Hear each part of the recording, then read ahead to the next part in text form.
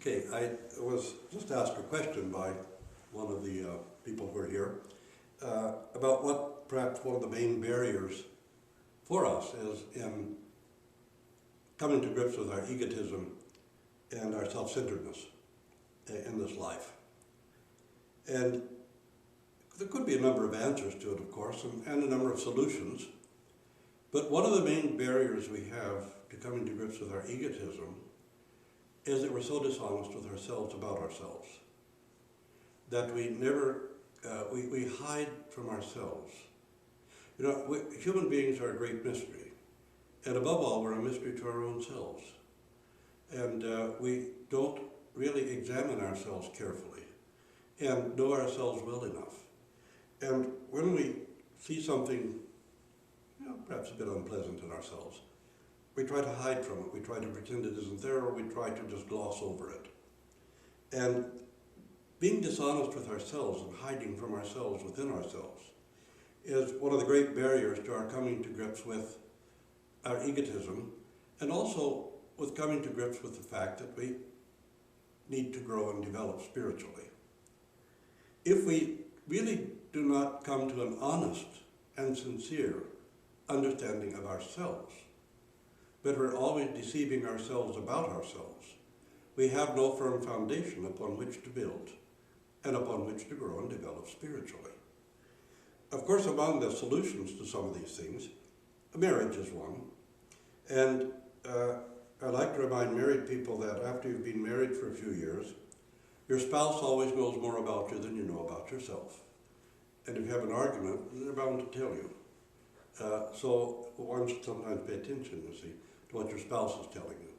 But we're very often noticing what's wrong with other people, and it's not so much noticing what's wrong with ourselves as being honest about our vulnerabilities and being honest about our own weaknesses.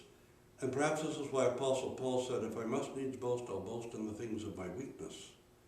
Because by boasting in the things of his weakness, he exalted the grace of our Lord Jesus Christ in his life and realized his dependence on that grace to help him live with his weaknesses, not always to overcome them, we don't always, but we do learn to live with them. But during fasting periods, you know, keeping the fast is not about rules, laws, and regulations. Keeping the fast is about exercising ourselves in self-control and self-discipline. And while we're exercising ourselves in self-control and self-discipline, we come to realize that how can we discipline ourselves or control ourselves when we don't even know ourselves, or when we know so little about ourselves. And it's important during the Lenten period to examine our own hearts and our own minds. I think also it's valuable, and I'll ask everyone who watches this video on YouTube or elsewhere, after you finish watching it, go take paper and pen, and in one column write down all the people you think you hate. In another one, write down all the people you're sincerely prejudiced against. In another one, write down all the people that you think will probably go to hell. And afterwards, try to think up a good reason why you believe that way. A good reason why you hate those people or those groups. A good reason, sound, solid reason, why you're prejudiced against those people or those groups. And a good reason why you think these people might go to hell or those people might go to hell. You don't have to include yourself in that latter list, but you will find out a great deal about yourself by seeing who you hate, by seeing what kind of people you think you hate. Because the kind of people that we think we hate and that we're prejudiced against are almost always a reflection of something within us that disturbs us and that we're not willing to come to grips with or to face.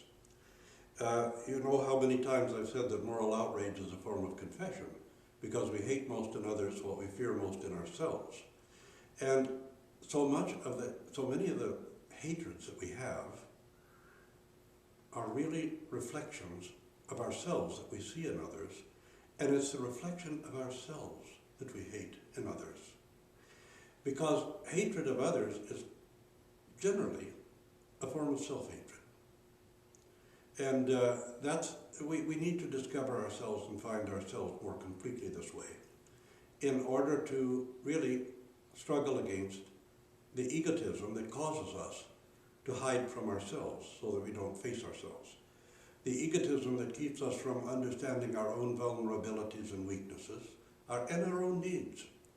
And the cover-up that we do within ourselves, about ourselves.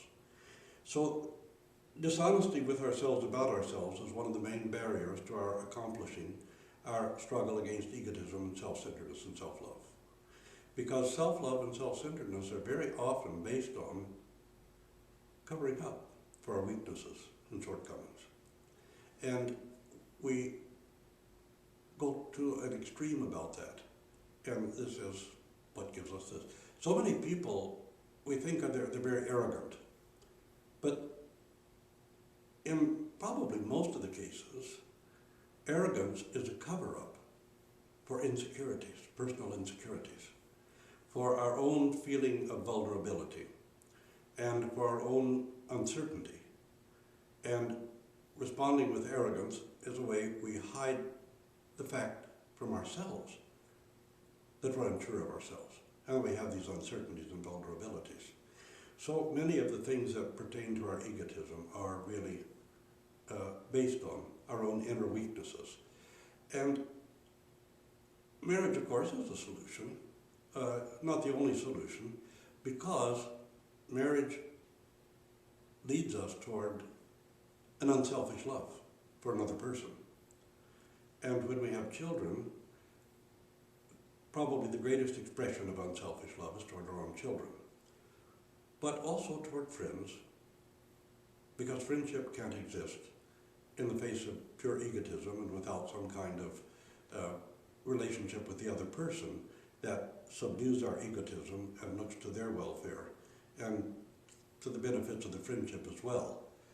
And monasticism can serve for the same purpose, because when we give ourselves over to the welfare of the community instead of to our own egotism and self-centeredness, it also helps to bridle these problems that created with the fall of mankind. And so this is our great struggle. First of all, that asceticism does not mean flogging yourself, starving yourself to death, or not going to sleep at night and doing thousands of prostrations or something. Asceticism simply means training, and training ourselves in self-discipline and self-control is through fasting and examining ourselves to see who and what we actually are, so that we know ourselves well enough to have a foundation upon which to build our spiritual growth and development. Is a great part of it. And this is so much a part of the Orthodox Christian life that is actually missed. Because there's so many times when people know so much about the Orthodox faith, they have head knowledge, but don't ever develop heart knowledge. And when we have head knowledge that doesn't enter into the heart, it's a kind of spiritual schizophrenia, where we have a break between the brain and the heart. And they don't communicate properly. So we need to move our head knowledge into our heart so that it transforms our heart. And this is really a part of the path toward a genuinely Orthodox mentality and life.